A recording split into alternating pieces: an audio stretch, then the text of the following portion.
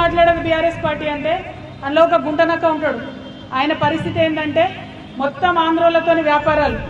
ఇయాలటి కూడా నేను ఛాలెంజ్ చేసి చెప్తున్నా, ఏదైతే మనం ఫీజులు తక్కువ వేస్తలేరని కార్పొరేట్ విద్యా సంస్థలు వచ్చి మనల్ని దోపిడీ చేస్తున్నాయని చెప్తున్నామో, ఆ నారాయణకు చైతన్యకు మొత్తం కూడా ఈ గుంటనక్కనే పాలు వస్తాడు. ఇయాలటి కూడా కంప్లీట్గా పాల వ్యాపారం ఉన్నది.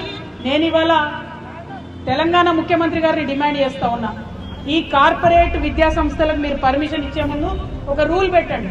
ఏంటిది? మీరు పాల్గొనేది ఉంటే విజయ డైరీ నుండి కొనండి, పాల్గొనేది ఉంటే కరీంనగర్ డైరీ నుండి కొనండి, ముల్కనూర్ డైరీ నుండి కొనండి, లేదా మదర్ డైరీ నుండి కొనండి. వీటి వల్ల మన పాల రైతులకు లాభం జరుగుతుంది. కానీ ప్రైవేట్ వ్యక్తుల దగ్గర కొనడంతో ప్రైవేట్ సంస్థలకు లాభం అయితే తప్పితే ఇంకోటి కాదు. ఖచ్చితంగా పెద్ద హాస్పిటల్స్ ఉన్నాయి, యశోద ఉన్నది, కిమ్స్ ఉన్నాయి, వీళ్ళందరూ కూడా విజయ డైరీ దగ్గరనే పాల్గొనాలని ఒక జీవో తీసుకురండి. ఎందుకంటే ముఖ్యమంత్రి మేము మొన్నటి నుంచి అడుగుతున్నాం, ఫీజులు నియంత్రించండి, ఫీజులు తగ్గించండి అంటే ఇంతవరకు ఆయన మాట్లాడతలేడు. కాబట్టి నారాయణ, చైతన్య, ఈ హాస్పిటల్స్, ఈ మల్లారెడ్డి యూనివర్సిటీలు, వేల మంది స్టూడెంట్స్ ఉన్నటువంటి అందరూ కూడా విజయ డైరీ దగ్గర పాల్గొనాలనే ఆర్డర్ తేవాలని చెప్పి ముఖ్యమంత్రి గారిని నేను డిమాండ్ చేస్తున్నాను.